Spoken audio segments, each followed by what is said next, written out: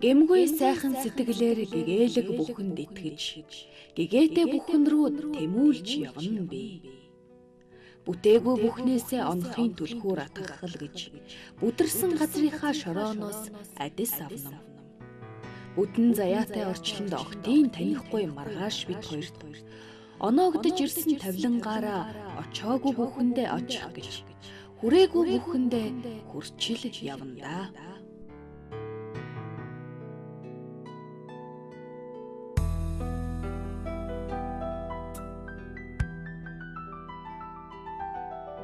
Би одоо Говьтай аймгийн Шарга суманд Шаргын говь гэдэг бол та бүхэн олонтаа мэдсэн шалт байхын Шаргын нутаг. Мөн саяхан одоо шинэ жилийг болоход энэ хүүхнүүдийн хянаг телевизийн олон сувгуудаар гарч байх шиг үлээ дээ. Түүн дээр тэр одоо дамгай нүдний өмнө цэлээсэн Шаргын удам говь хөөд дуудуулж байдаг штэ. За одоо тэр говь энэ маань одоо дөрвөн бишгээ хантай ширээ нуруу, хасагтай архан, дарвийн нуруу, төгөргийн нуруу гэсэн дөрвөн их нурууны дунд оршдог удам сайхан говь. Энэ говьд бол тэмээ, цаг, элис говийн төрх сайхан голтой, шарган голтой ийм нутаг байгаа. Энд шарган говийн шар харган гэдэг газар одоо 51 онд тэнд төрсөн. За тэгээд тэндээ өсөж ардлын дарвийн нурууны урд үзүү гэдэг тэр газарт бас багт бас маань өнгөрөөд. За ингээд сургуульд ороход тэр Шарга сумд бол баг сургууль байсан юм да. Одоо 4 дугаар анги хүртэл. Тэгээд тэр сургуульд 4 дугаар анги хүртэл суугаад тэгээд тэр үед бас миний ээжүүд болоо тэгээд бас 2 жил завсардаад тэгээд сургуулийн учраас нөгөө тийш баруун тийшээ тэр төгөрсөн 7 жилийн сургуультай тэр дунд сургуульд очиж 7 дугаар анги төгсөөд төгөргийн дунд сургууль байхад ч гэсэн аймгийн 10 дунд сургуульд 10 дугаар анги төгсөх үед ч гэсэн сайхан багш нар азар таарсан юм. Ягаад гэвэл тэр үед чинь бол яг төгөргийн дунд сургууль ч гэсэн аймгийн сургууль ч гэсэн намайг тэр сургууль сурч байх үед яг одоо Улаанбаатар хотод их сургууль, багш их сургуулийг шинэхэн төгсчихсэн залуу өстой шижигнсэн багш нар байсан. Үндсэндээ бол одоо 10 дугаар анги төгслөө малын дэргэд өдөө байсан.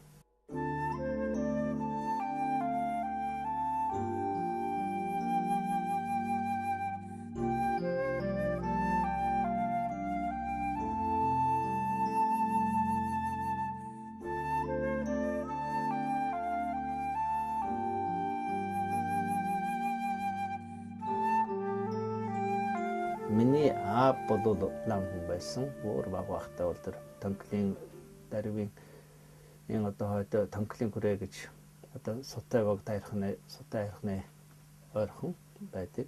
Тэнд усан зүйлийн хүрээ гэж Говьтай тэгчгийнх нь бол хамгийн том хүрээ 2000 гаруй намтай том хүрээнд тэнд сууж байгаа дараа нь Улаанбаатар одоогийн Улаанбаатар тэр үеийн даа хүрээний энэ мандан төгслөн гэж эдний дашчамбал дацанд олон жил шавьд сууж байгаад тэгээд гамин гарч ирэх үед бол одоо баруун дэшээ сурахаар гүнбүн лаврын лас хүрээд одоо хэвдийн лас олон жил сууж байгаад бүр 44 онд буцаж ирсэн юм уу. Би бол үндсэндээ одоо хөгшин аавын залуу ээжийн нарийн зүгт байсан дээ. Тийм учраас миний аав бол Эрдэнэ номтой тухайн үеийн одоо сонгодог боловсролтой хүн байсан. Таанч миний нас 10 жилийн хүүхдийн одоо гин томоогүй ч гэдэг юм уу бас тэр болгоныг мэдээ сураад авчих тийм өнөөгийн одоо гэж хэлэх үү тийм ухамсар сэтгэл бас дутаж байсан. Тэгээд ааваасаа бас тийм сурч сонсч аавынхаа ярьж хэлжсэйг л алдаг оног тогтоосон.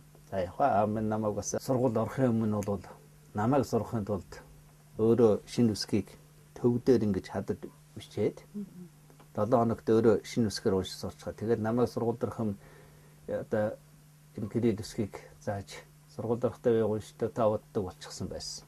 За нөгөө талаас өөрөө бас нэг нутгийн нэг ахмад хүнээр 10 жилд байхад багш заалгаж Монгол өчгтэй болгосон. Бас төвд хэлний анхны мэддэг хүнтэй бас болгож өгсөн. За тэр маань бас сондоо төвлөлний тэр үед маань бол бас нам хүн явсан. Тэгээ тэр үед чинь бол бас цаг хатуу гэтээ 44 онд ирсэн учраас тэр хилмигдлийн одоо дараах үе байсан учраас зүгээр аймгийн төвд нэг хэдэн сар аваачиж яахан байцааж асуугаад та бол одоо гэр орондоо гонт ном уншиж болохгүй ч гэдэг юм уу хүнд одоо энэ төрөл нэлээх бүрэг даалгавар өгсөн байсан учраас болоор надад тэр төвдийн бүхний шишний юм ярьдаггүй байсан. Гэсэн чинь азуулсан энэ 60-аад оны ихээр Монгол Улсын их сургуулийн тэр дорж гэдэг гавж гэдэг нам төвд хэл заадаг байсан их сургуульд. Тэр дорж байгаа төвд хэлний 3 дэвтэр сурах хүчиг хэвлүүлсэн Улаанбаатарт. Тэгээд Улаанбаатараас нэг хүн тэр сурах хүчгийг аавд аваачиж өгч. Тэгээд аав үзчихээд энэ засаг төр чинь бас энэ төвд хэлийг чинь үзэх хэрэгтэй гэдэг ийм сурах хүчийг гаргачихсан юм байна штэ. Эн чинь одоо үзэж болох юм байна гэд.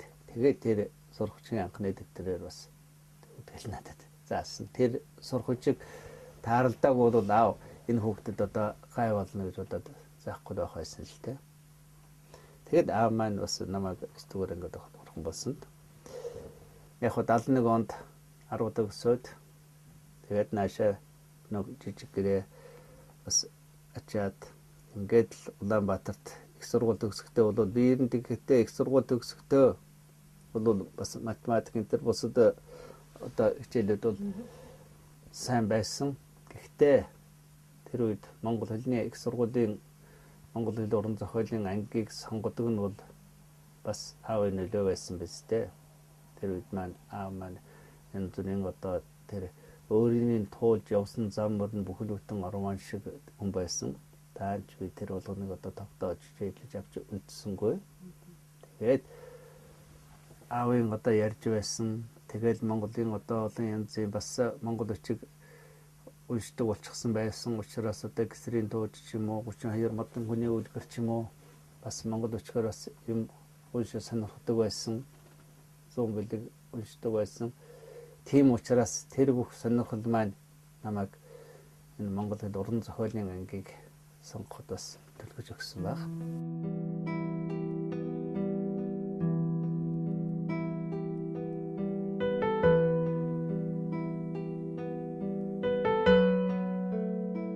Жил их сургуульд суралцаад төгс үед нь бас багшийн одоо бидэгтэн багшийн оронтой очиж байсан баг. Тэгээд шууд л багш болоод хойдон жил нь одоо 7 хоногт 30 хэдэн цаг хичээл заагаад эхэлсэн. За яг ахмад багш нар маань бас тусалж дэмждэг байсан. Энэ тэнхимд бол одоо Монголын зүрэн академийн зүрэн жингой тусан манд гэж 3 том Монголын эрдэмтэн байдаг гэж. Тэгээд ийм сайхан багш нарын дунд орчихдоо зэрэг тэд нар маань хичээл ном эрдэн ном тэдний одоо далай шиг их мэдлэг үргэлж сонсоо суух нь бол одоо заримдаа үлгэр домогч шиг тэр л одоо 20 30 оны үеийн Монголын байдал тэгээд одоо тэдний үзсэн тэр л одоо юм нөгөө талаас тэд нар маань одоо өөрийнхөө хүүхд шиг дандаа ахуй амьдралын талаар ч хүртэл үргэлж одоо зөвлөлт тусалдаг ийм сайхан бас албанчтай багш нарын одоо дунд ажиллаж байлаа. Ингээд би чинь одоо 80 онд тэр үед маань одоо гадаадад нэлээд хэдэн багш нар Монгол хэлний зочин багш гэж одоо өргөдөж Монгол гадаадын Монгол судлалын төвтэй газрууд заагдах урддаг байсан. 80 онд хуучин одоогийн ардчилсан Герман улсын Берлин хотын дэр Гумбольдын их сургуульд бол багшаар төлөвлөгдөж яваад тэнд 3 жил болсон. Тэгээд ирээд их сургуультай багшилсан. Ингээд их сургуультай багшилж байгаад бас 92-аас 94 онд 2 Герман нийлчихсэн.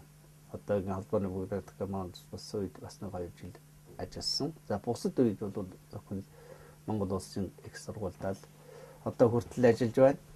Одоо ч бас цаашаа одоо зүтгэх хүсэлтэй. Үнэндээ бол Монгол улсын их сургууль гэдэг бол миний одоо яахгүй гэр шиг их сургуулиас ангид би өөрийнхөө амьдралыг төсөөлөх бас аргагүй. Бусдад хамаарагдахгүй заяа гэж өгөөч балгасныг минь чи залгихгүй шүү дээ. Бусармаг бүхэн нүрээ нууж ирдэг орчлонгийн уудам зайд заяа бүхэн нь ижилгүй. Өөр өөрийн тавилангаараа дасах гэж л явна да. Чи бидэн бүгдээрээ. Тэгээд энэ тэнхмийг бол үндсэнд 1990-ад онд л анх манай профессор Шагдас Сүрэн та нар одоо сайн мэдж байгаа Сеулийн ногоон төл гэж ярьдаг. Сеул ногоон одоо хөө төрийн шагналт эрдэмтэн Шагдас Сүрэн багш өтөрл ийм тэнхим одоо байгуулах хэрэгтэй юм а гэж. Энэ тэнхим байгуулахын одоо үндэслэл нь юу байсан бөхлөө зэрэг яг би түрүүн хэллээ. Өнөөдөр бид бол нөгөөх урдам шинэ үсгээр хүмүүжсэн улсууд чинь бол тэр бичиг үсгэн харин буулгасан хуучин өв байхгүй. А гэтэл манай хуучин Ахмад үеийн одоо Насагдарч гооч гэдэг юм уу, Перлэ гооч гэдэг юм уу, Насан Балжар гэл одоо хуучин Монгол сурвалжаан судалдаг Ахмад үеийн эрдэмтэд маань цагийн ирэхээр одоо бурхан болгоомжуулж тастай болох нь болчихсон учраас залуу үеийн Монголын одоо сурвалж өчгнүүдийг судалдаг ийм нэг үе бэлтгэхгүй бол болохгүй нэ гэдгийг тэгээд манай сургууль сайн ойлгосон. Тэгэхээр энд байгаа энэ одоо зарим нь энд тэр одоо юундаар бол дандаа манж номнууд бас байна. Тэгэхээр зэрэг эн чинь бол Монголын түүхэн сурвалж эхлэх зэрэг зөвхөн ганцхан монгол үчгээр байдаг биш. Монголчууд чинь бол төвд хэлийг их гişхэн сураад төвд хэлээр ном зохиолын бүтээлийн туурвсан олон 10 одоо бот номтой ийм иргэд эрдэмтэд одоо бүрэн бүтээлийн бүрэн одоо гаргах нь битгий хэл хүмүүсийн бүрэн тоог нь харгаж чадаагүй шахваа. Одоо 300 гаруй лав ийм эрдэмтэд байсан. Тэр чинь бол төвд хэлээр өөрийнхөө олон бот зохиолыг туурвчихсан монгол мэргэд. Тэгэхээр тэдний бүтээлийг бид нар судлахын тухайд одоо энэ би бол энэ нэг баахан судар руу та нар гайхаж байгаа энэ судард бол дандаа ангаах ухааны юу байгаа юм? Уламжлалт ангаах ухааны. Одоо би бас энэ жил нэг одоо өнгөрсөн жил нэг жил өнгөрөх гэж байна. Уламжлалт Монголын мэргэдийн туурвсан төвд хэлээр туурвсан уламжлалт ангаах ухааны бүтээлийн сурвалжийн судалгаа гэдэг юм төсөл. Тэгэхээр чи одоо миний бүртгэл ангаах ухааны ном зохиол гэхэд одоо 70 гаруй ном бүтээл ном байна. Тэгээд тэрийг бол одоо бид нар зарим нь бол монголоор туурвсан за ихэнх нь төвдөр байна. Тэгэхээр тэрийг их зохиолыг олох, орчуулах ийм ажил хийж байна. За манжаар их чинь бол та нар манжийг одоо дагаар орсон 200 гаруй жилийн тэрл олон Монголын түүхтэй холбоотой зүйлсүүд бол тэр чигээр манжаар байдаг. Одоо энэ жишээлх юм бол энэ одоо Дайчин гүрний дотоод явны Монгол гэрийн данс гэдэг энэ бол энэ одоо энэ манжаар нь жишээлбэл байж байна. Энэ ихэнх нь манж. Энэ Дайчин гүрний дотоод явны Монгол бичгийн гэрийн данс гэдэг маань манжи хааны яг Монгол төвд уйгрыг шууд хаанд хандсан хаанаас гадшин явуулсан албан бичгүүдийг хадгалдаг газар. Тэгээд хинд байгаа архивыг харин одоо өвөр Монголын эрдэмтэд маань судалгаагүйгээр зүгээр яг Бээжингийн тэр одоо хааны энэ нууц архивээс бүгдийг гэрэл зургаар ингээд татаад энэ чинь янз бүрийн одоо ингээд зүгээр дугаартай архивын дугаартай ингээд янз бүрийн бичгтээ ингээд энэ жигт нь ингээд фотогоор хөвлөсөн байхгүй юу. Тэгэхээр энийг өнөөдөр манайхан чинь бол манж хэлтэй хүн зөвхөн манай энд л бэлтгэдэг. Тэгэхээр зэрэг одоо энэ манай манж хэлтэй багш нар за зарим нь монгол үчгээр тоод үчгээр байгаа төвдөрч байгаа энэ чинь бол төвдийн юунд явуулсан. Энийг бүгдийг шинэ үсгээр буулгаад тайлбар хийгээд энэ 22 бүтийг бас манай энэ багш нар одоо ойрмхойд гарах гэж. Тэгээд тэр ангаахын тэгэхээр зэрэг шинэ бол яагаад энэ дэх төвд юу байна вэ гэдэг шинэ бол Монголын чинь соёл нь одоо их баг таван ухаан гэж одоо ярьж байна. Энэ чинь бол Монголын ангаа ухаан ч гэсэн тэр астрономи ухаан, урлагийн ухаан ч гэсэн хаашаагаа л иргэнүү бас буддийн гүн ухаантайгаа очиж холбогддог. Түүнтэйгээ нэгт сүлэлцчихсэн байдаг. Тийм учраас буддийн гүн ухааныг төвд хэлийн буддийн гүн ухааны энэ суур мэдлэггүйгээр бас ерөөсө судлах арга байхгүй. Тэр үг юмны үг агуулгыг ойлгохгүй хүрдэг.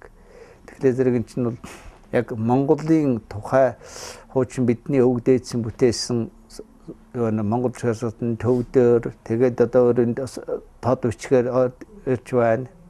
Соён барван дөрвөлжин бичгээр байна. Энэ манжаар байна. Тэгэхээр олон зүйлийн бичиг үсгээр байдаг учраас энд яхахгүй одоо ийм юу байдаг. Зүгээр энд нэг зүйлийг хэлэхэд бол харамсалтай нь одоо би энэ ангаа ухааны сурвалжуудыг бүрдүүлэх гээл электрон сан хөмрөг бүрдүүлэх гээл хөөсөлж явахад сүүлийн үед айлын авдранд социализмын тэр олон 10 жилд хадгалагдаад бидний өвөг дээдсэн хинлээгээд ховор ном судар байгаад байсан сүүлийн үед 8-ачдын гараар энэ ховор хуучин номын дэлгүүр хар захтаар ном зардаг улсуудын гараар ороод гачшаа зарагдаж хилд авж байна.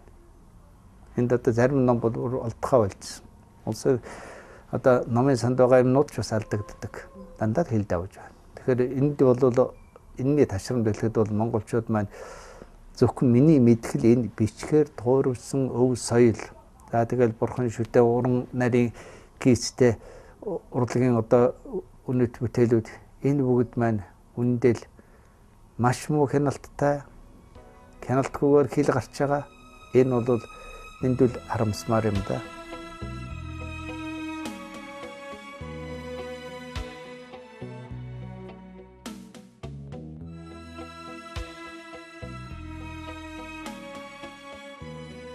Сайхнат нэг хүнээс надаас энэ хүн нэг юм начрыг харуулаад энэ ямар учиртай юм бэ? Японд нөө гадна явж яхад нь энэ ямар учиртай юм гэдэг асуухлаа зэрэгс сайн учрыг олохгүй за энэ ив нэгдлийг л илэрхийлдэг юм байгаа юм гэсэн шиг тайлбар хийгээд аргасан гэнэ л дээ. Хуучин эдлэл хэрэглэлээ шашин номын тэгээд Монголын уламжлалт энэ бүхэн бол юмны цаана бол үг болгон хүртэл өвгөнд нэг учрыг суманд нэг гिचрвэ гэдэг шиг энэ юм болгон чинь цаанаа бас учиртай бэлэгдэлтэй чухам тэрний ямар бэлэгдэлтэй юм гэдгийг бас мэдхэл учиртай юм л да. Тэгэхээр очир гэж манайхан хэлдэг энэ маань санскрит хэлээрээ важра гэсэн үг. Тэр важра гэдэг ингэхээр эндээс бол би бас одоо хэдний хадалтай холбоо гэж болно.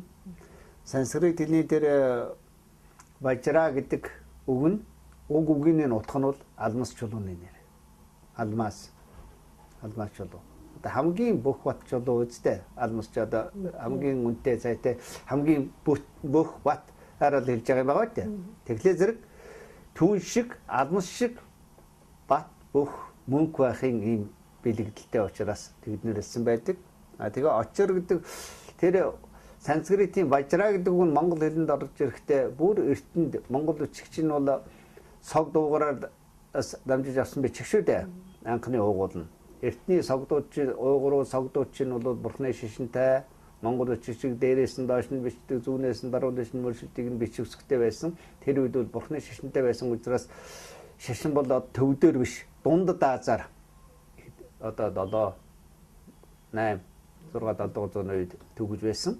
Тэгээд тэр үед бол уйгур хэлэнд орохоор вечир юм уу бүр сүлдө очир гэдэг дуудлагаар монгол хэлэнд орж ирсэн. Сүүлд нь нөгөө санскрит хэлний базар гэдэг нь Монголд 14 дугаар зууны үед бурхны шашин 3 дахь удаа дэлгэрэх үед төвд хэлний одоо тарин уншна гэж ярьдаг шүү дээ. Тарин гэдэг маань санскрит үгийг төвдөр гайлгалчихсан галигн юм байгаа юм. Тэнгээр дамжаад базар болоод монгол хүний нэр болоод ороод ирсэн. Тэгэхээр очир базар гэдэг хоёр үг төвдөрөө бол доорч. Тэгэхээр энэ гурав чирээсээ нэг юмны нэр байхгүй юу? Солирсон очирнд бол төвдөрөө нацагдорж монголоор элдв очир гэдэг. Энэ ёс жаншил юмыг бол говьл тайлбарлах бас их байна. Одоо жишээлх юм бол одоо хүмүүсүүд чамд тийм таарлчлаа баг. годамжинд одоо юм гуйсан, гуйлагчин, хөрхий ядарсан, зүдэрсэн, хөлгөө гаргуу тэр хүмүүс сууж яхад тэнд юм өхүүд одоо буян зайлчих тийм. Өгвөл одоо шидэж өгдөг юм гэдэг. Ийм нэг юу одоо бүр тараачихсан. Тэр чинь одоо яг одоо би бас бурхны сургаал номлыг бол бас ямар нэг хэмжээгээр бол бас уншсан үзсэн хүн. Тэр чинь бол харин бол тэр гуйлагчингүүд өгийг бүр шин сэтгэлээсээ бүр гарандаар нь тавиад ингэж тэр хүнийг хүндлэх сэтгэлэн тэр мөнгө нэх байгаа юм уу өгч байгаа юм нэх байхгүйгээс хажуугаас нь тэр хүнийг хүндэлж байгаа сэтгэлэн тэр хүнд бас харуулж өгөж одоо сая буян болох ёстой шүү дээ. Гэтэл одоо нохоод ясаж байгаа юм шиг шидэж өгдөг юм а гэдэг. Одоо иймэрхүү маягийн сүлд нь өөрсдийн хүмүүсүүд одоо зохиосон тийм тайлбарууд бол бас их явах юм да. Тэгвэл ер нь ингээд энэ уламжил ёс гэхийн энэ дайданд бас нэг ярих юм бол энэ үг гэлнийг яг болгоомжтой хэрэглэх. Бэлэгдлэг үгийг тэр болгон одоо хүн зөвхөн энд хэрэглэх биш нийт ард түмэн энэ нэг бэлэгдлэг үг олон давтаад байх бол харин одоо хуучин юу гэж хэлдэг вөхлөө зэрэг муу юмыг муу үгийг олон давтвал тэр бас зөнгөөрөө биелэх тавилантай гэж хэлдэг. Энийг нэг бодвочтой. Тэгээд монголчууд юу гэдэг монгол хүн амны бэлгээр. Амны бэлгээр гэдэг. Олны ам далай ширгэнэ гэдэг нэг үгүй. Олны ам далай ширгэнэ гэдэг чинь олон хүн сайн гэдэг бол бас сайн болчих, муу гэдэг бол муу болчих гэсэн ийм утга учиртай юм. Энд бас сонир л дээ. 90-ад оны эхэнд нэг настай өвгөн миний надад тэгж ирсэн юм. Гэхдээ энэ олны ам далай ширгэнэ гэж энэ улсуудаар муу юм амлахаараа мөн хурдан биелүүлэх юм гэж. Ер нь тэгдэм би мэднэ гэж. Яасан гэсэн чинь тэр хүн 30-аад оны үед нэг их улаан хараал дэлгэрсэн гинэ. Улсууд улаан хараал их хэлдэг болсон гинэ. Тэгэл тэр хилмигдлэг гэдэг чинь их хэлсэн юм байгаа юм да. Дараа нь шонгу гэдэг нэг үг одоо нэг итгэл үг гэлэг хүн болгонд хэлдэг болсон гинэ. Одоо барахгүй дийлэхгүй гэсэн утгаар шонгу гэл. Тэгэл тэр үгнийг жил хэрэтэ дэлгэрэл шонтой сүм бүгдийг нураагаад авсан юм дараахан жил нь гэж. Тэгээ тэр үгэн бас их сонин гэлж байгаа юм. Одоо тэр чи 90-ад оны их нөгөө нэг ганцхан 8-ачид хоошоо урагшаа яваад одоо их явж илээ штэ. Энэ хүмүүсүүд одоо 8 хийж явчихал шатлаа гэсээр байгаа л энэ жаахан хөвч болгон төмөрдөө давлаа да энэ их төмөр энэний бэлэгдэлтэй гэж тэгж хэлж байсан. Тэгэхээр зэрэг чинь бас энэ яг зүгээр энэ манай аавч хүртэл бас нэг тийм саний мэржил байсан л дээ. Ер нь хуучин цагт бол за энэ одоо өдөр судар энэ нарийн зурхай тэр олон од гаригийн тохиолдлыг нарийн бодож өнөөдөр бол өдөр судар үзэх тийм хүн чаваах уу тэр болгоныг баримтлна гэвэл бас хэцүү болдгоо юм. Тэгээ бас сая юу шиг үгийг хэлжсэн байхгүй. Ер нь тэгээд одоо бүх хүмүүсүүд бүгдээрээ ням гаргийг бүтэн сайн гэдэг байгаа юм. Сайн өдөр л тэгээ юм хийчих чавал тэр олны амаар тэр өдөр нь мууч байсан сайн болчих нь доо. Сайн өдөр л одоо ням гарагт юм хийчих чавал бүхгүй л бүтэн сайн гэдэг байгаа юм чинь тэр бэлэгдлээрээ тэр бол бас мууч байсан сайн болчих нь гэж. Тэгээд эндээс би бас нэг юу хэлэх гэж байна вэ зэрэг монгол хэлний чинь бол баян шүү дээ. Ерөөсөө энгийн гэлнэ гэж байна. Хүндэтгэлийн үг гэлэг гэж байна. Доошо доромж найруулга үг гэж байна. Зүгээр энгийн жишээ гэхэд унтах гэвэл энгийн үг тийм үү? Нойрсох гэвэл одоо хүнлэлсэн гэллэг. Ногоорох ширгэх гэх юм бол одоо доромжилсан үг болно л дээ тийм үү? Тэгэхээр зэрэг чинь ихтэй үг болгоны энэ үгийн найруулгын монгол хэлний дээр баялаг үгийн өнгийг тааруулж, донжийг тааруулж хэлэх найруулах бол үндэ хүний санаанд илүү сайхан бууж өгдөг ийм учиртай юм. Монголчууд монгол хэлтэйгээ л бай гэвэл энэ монголчуудын монгол бичгэн сурах, мэддэг судлахаас өөр арга байхгүй. Монгол бичгээр байгаа анхны одоо дурсгал нь бол 1225 оны Чингисийн чулууны бичиг гэдэг одоо Санкт Петербургийн Эрмитажд байгаа тэр асрын хүү 9К зориулж босгосон там өшөө чулуу байгаа шүү дээ. Түүн дээр бичээс. За тэрнээс хойшх одоо дурсгалууд бол үеийн одоо мэрэгдүүдийн Монгол үчгээр 10 ухаан гэдэг ихт одоо энэ чинь одоо дүү, хүн ухаан, уран зохиол, ангаах ухаан, одоо одон зурхай, урлагын ухаан бүхэл салбараар ном бүтээл төвөрөж ирсэн. Тэгэхээр чинь Монгол хэлний маань хамаг уран яруу сайхны үеийн бидний өвөг дээдсийн сэтгэлгээг энэ Монгол үчгээр төвөрсөн ном сударч нь бидэнд хийж ирсэн байна шүү дээ. Тэгэхээр чинь бид өвөг дээдсийн 18 дугаар, 17 дугаар зуунд, 15 дугаар зуунд юу гэж бодож, юу гэж бичиж байсан Монголынхаа түүхийг удам дээдсэн юу гэж бичижсэнийг мэдэхгүйгээр өнөөдөр бид зөвхөн иргэнээс унчихсан юм шиг удам судраа мэдэхгүй, уг түүхээ мэдэхгүй байна гэдэг бол дэндүү харамсалтай л дээ. Гэхдээ зэрэг монголчууд гэрэв Монгол үндэстэн байх юм бол, монгол хэлтэй гал байх юм бол энэ бичгийг ямар нэг хэмжээгээр судлах, мэдэх, эзэмшихээс өөр арга байхгүй. Дэлхийн өөрөөр хэлэх юм бол хүн төрөлхтний бичиг үсгийн оюуны соёлын нэг өвөрмөц сонин тогтолцоо. Тэгээд монголчуудын бас энэ цагтаа дэлхийн талыг донцолгож явсан энэ том үндэстний сэтгэлгээний нонцлог, судар шаштрын тэр чигээр нь хадгалж ирсэн энэ бичиг үсгийн тогтолцоо бол ганцхан монгол бичиг байгаа. Энэгээр төвөрсөн ном бүтээлүүд байна. Үүнийг хадгалж хамгаалж явах нь монголчууд бол дэлхийн оюуны соёлд оруулсан өөрийнхөө хувь нэмрийг өөрснөө устгаж бас болохгүй үстэй. Тэр тусмаа бие даасан Монгол улсын тухайд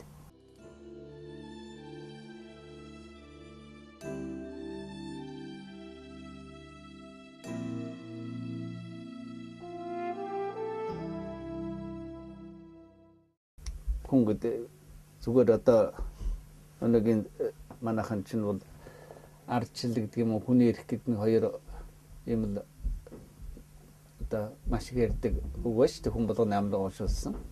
Зүгээр миний хувийн тохиолдолд ардчлал гэдэг чинь үндэ их сайн боловсруулсан дэглэм журам. Хүний эрх гэдэг нь үндэ үүрэг хариуцлага юм шүү дээ.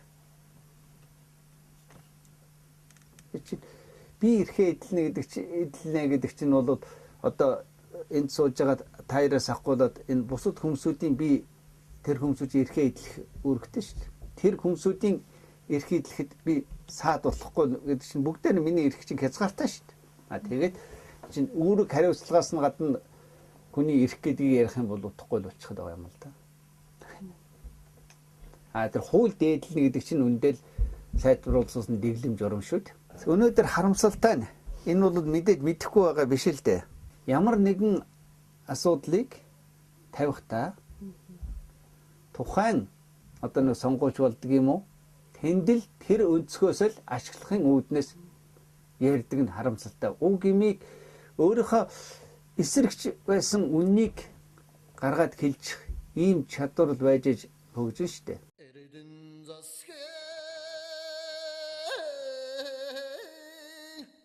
Хаад мэт эрхэмсэг их орон минь. Хатад мэт эрхэмсэг их орон минь.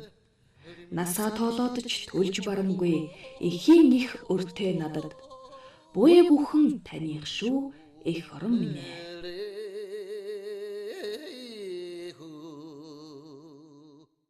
Өнөөдөр Монгол үндэстэн үндэ архин живж байна. Энэ үндэстний энэ маягаар архийг ингэж хэрэг энэ согтууруулах хар усыг ингэж уух юм бол мөхөн. 80-аад оны төгсгөлд юу гэж хэлсэн бэлээ нэг зэрэг өө архи чинь хорж болдгоо маа. Одоо бүр гудамжаар ингээд бүх дэлгүүрүүдээр нь ингээд дураар нь тавьчихтай зэрэг тэгэл уухаа болчих юм гэсэн.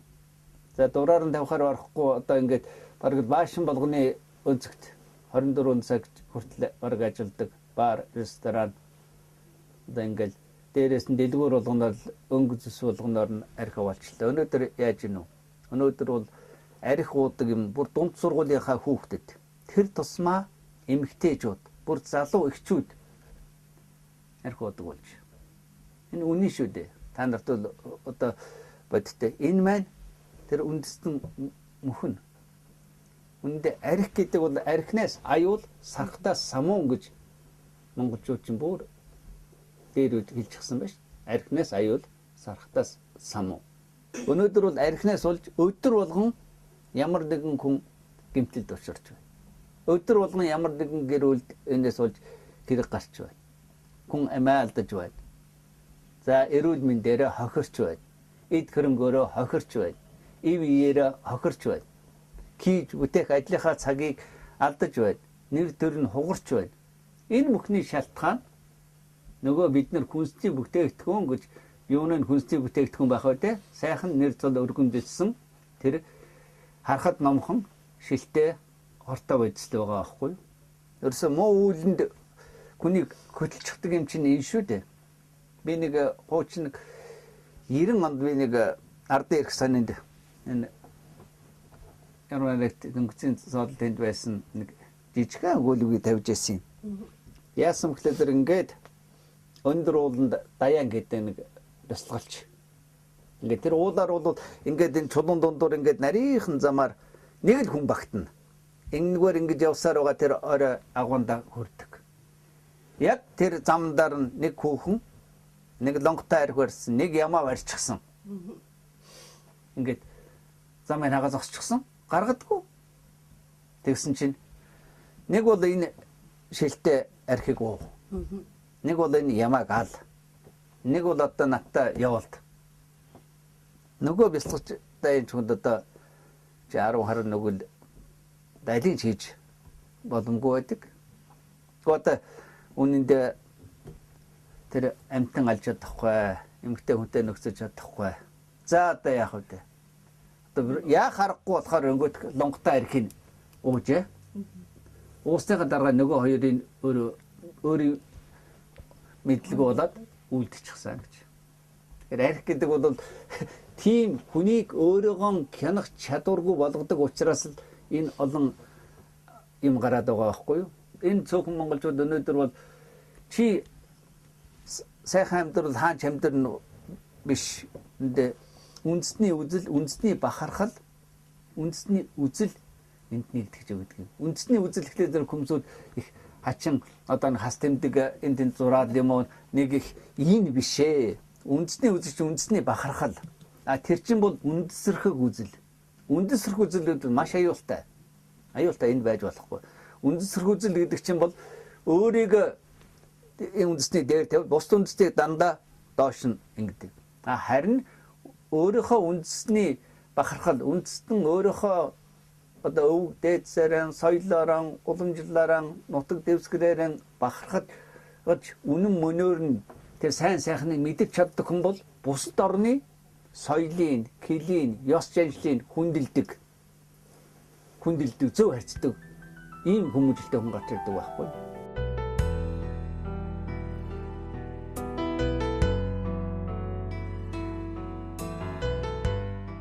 Цаг цагийн гунигийг би гээж урсъя. Цав цагаахан итгэлийг тээж би урсъя. Хур бороонд нь дэлгэрч ургая. Хурайлах наранд нь би бүлээсэн жаргая. Ухаангүй бүхнийг чинь өршөөж суръя. Зовлон дунд чинь жаргаж суръя. Зоогийн газар шиг танаас зорьсноо харин авч суръя.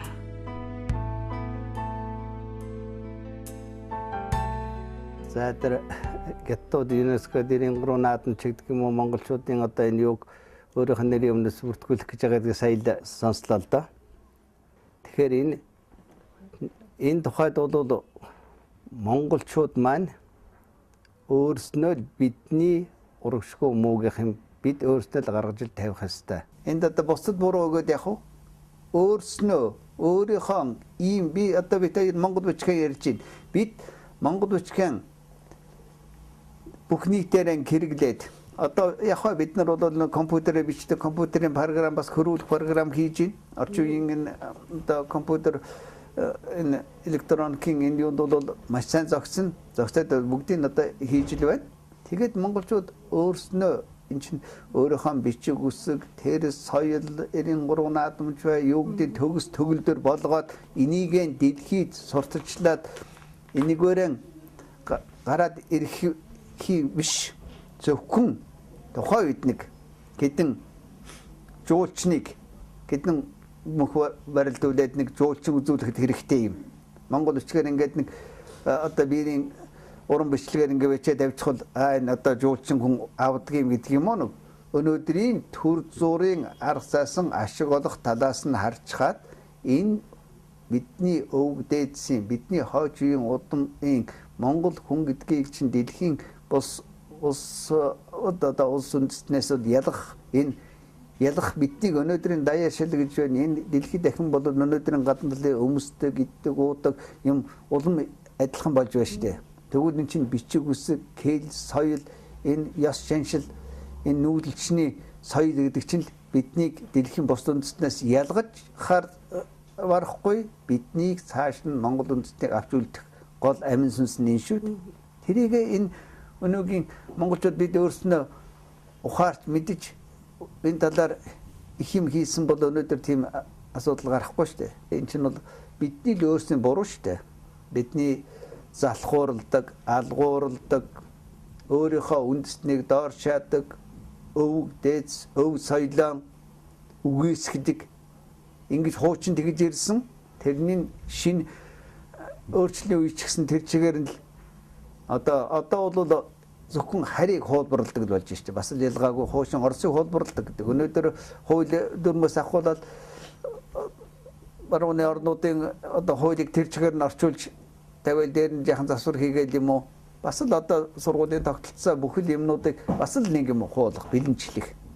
Энэ маань энэний цаана бол тэр чинь монголчуудын өөрийнхөө өвмөц тэр онцлогийг дэлхийгээ сурахгүй байна гэж байхгүй. Өнөөдөр бол даяаршил гэж байлгүй яг. Энэ даяаршлын энэ юунд авах гэхийн ухаанаар хандна. Юуг нь авах уу, юуг нь гээх үү? Монгол онцлог хаана яаж шингээж өгөх үү гэдэг энэ ур ухаан хэрэгтэй шүү дээ. Энд л бодох хэрэгтэй. Энэ чинь бол бид нар бол за тэр улс биднийг ингэчихлээ гэж бас л одоо улсын тухай ч гэсэн бурууга бус улсаас хайх хэрэггүй. Өөрснөө урагшгүй байна. Бид чинь бид өв соёлоо мэддэггүй юм байна, хамгаалдаггүй юм байна, хайрладаггүй юм байна гэдгээл ухаарах хэрэгтэй.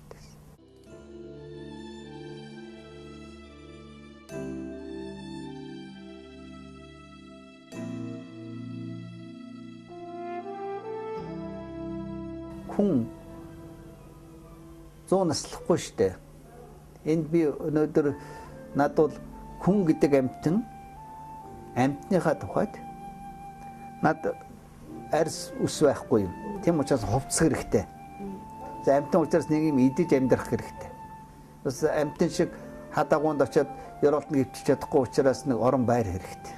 За амьтны тухайд нэг юм 3 юм хэрэгтэй. А нөгөө гол хүн гэдэг амьт нь бусад амьтнаас ялгарх хэрэгцээ энэ оюуны хэрэгцээ байна. За тэр бол хязгааргүй. За тэгэл яг хуу оюуныхаа хэрэгцээ хангах хэсэг ном цуглууд дээрээ дотроо бодлол төөрөөл. Тэгээд би өнөөдөр өлсөхгүй байна, дарахгүй байна. Би өнөөдөр хувцсны мооцоод гэдэг мэдгүй яг би энэ левтэхэн л байвал тэгээд одоо дааруулахгүй байвал зун халууцлахгүй байвал одоо тэгээ болоо. Илүү ямар хүнд юу хэрэгтэй юм бэ гэж тэгээд яг. Энэ чинь хураасны эцэст барагддаг, хурцны эцэст тардаг. Энэ чинь орчлонгийн жамшүүд.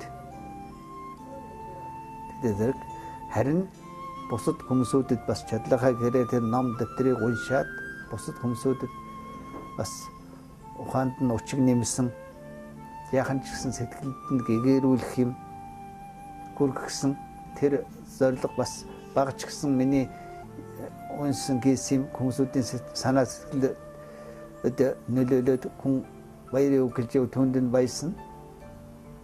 Тэгээд бодоо би юунд дэлээ би юм хураагаад яах юм хүнд юу тэр чинь хэрэгцээ одоо өнөөдрийн нэг хэвийн нэг л амьдрал хэрэгцээнээс илүү хүнд хэрэгцээ байхгүй шүү. Энэ оюуны хэрэгцээ л байх хэрэгтэй. Миний үзэл дээр л байна.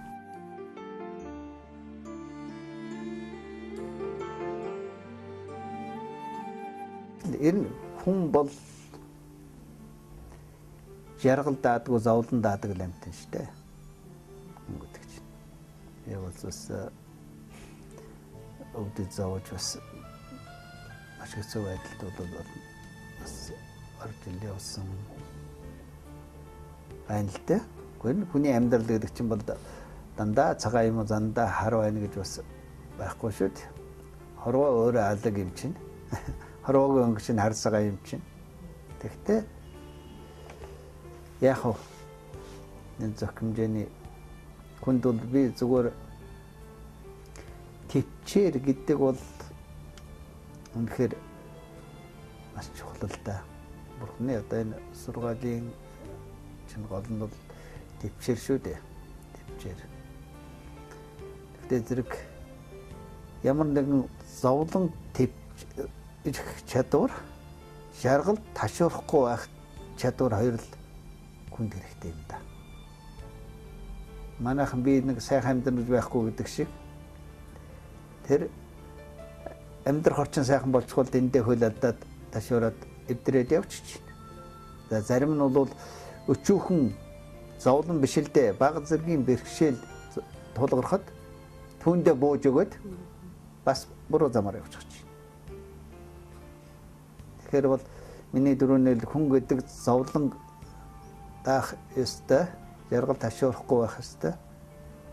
Тэгээд нэг үүний цаана бол хүний сэтгэл гэдэг юм чинь агуу шүү дээ. Хүн бол хүний сэтгэл зүг байна гэдэг хамгийн эрхэм юм да.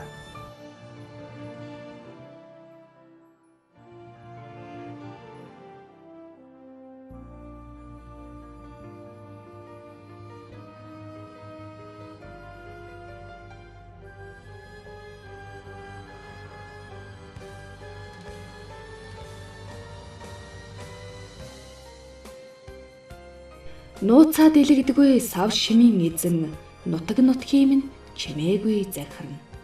Нулимсны шорвог амтыг мэдэрсэндээ л би нуруунд дээрх ачаагаа тэр үзэж чадахгүй нэ би.